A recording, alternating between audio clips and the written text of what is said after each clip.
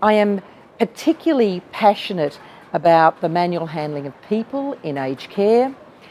I have been involved in the aged care, working in the aged care sector for several decades. My research at both a master's and a doctoral level was concerned with optimising environments in aged care facilities. As an ergonomics practitioner, I enjoy working in a heavy manufacturing environment to help them resolve issues with their equipment. An example is with heavy earth moving equipment and operators concerned about seating. When I helped the management team and the operators explore the problem, it wasn't just about the seating, and we were able to resolve the issue fairly quickly with happy operators and a good result for the business. I'm a psychologist by profession. I work as an academic here at the University of New South Wales. I specialise in road safety, so I look at the human element in road safety, and I create knowledge that helps government and industry clients to optimise the selection, the training and the safe performance of road users, especially drivers. So the sensors that we are working with, they are monitoring all the time what is happening with that gait. So definitely it's apply ergonomics, because I can see all the mechanics of the movement, how I can improve that performance when you do a specific activity, how it's like walking, that is like basics, like you walk all the time.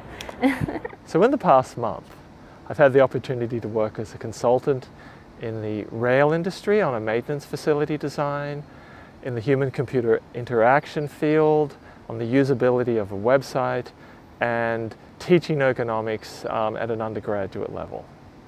I started my professional career as an optometrist, and then I retrained as an ergonomist.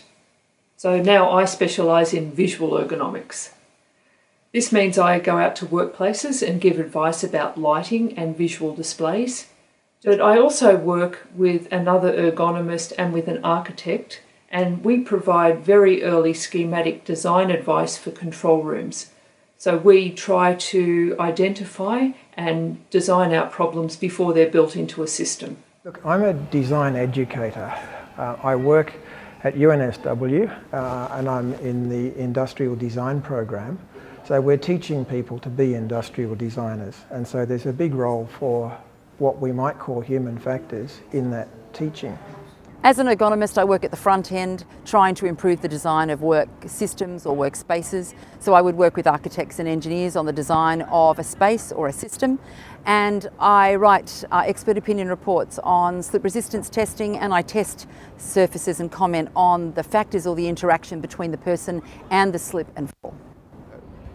I work for a variety of organisations who are involved in local and also overseas smart city, big regional planning activities. And for those developments, there's always a huge opportunity to make life for communities better.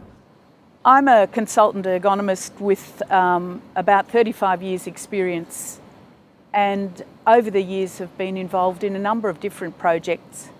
One of my favourite would have to have been where I was invited into a company to assess the risks that were involved in that company, which was a manufacturing company, to see if people needed to lose their jobs. This was an incredibly stressful situation, but once we'd really looked at the risks, we were able to determine that people should keep their jobs. I've been involved in a whole range of human factors related projects. I've done work in human error and error taxonomies, in risk perception and how that affects people's behaviour, in distraction and fatigue.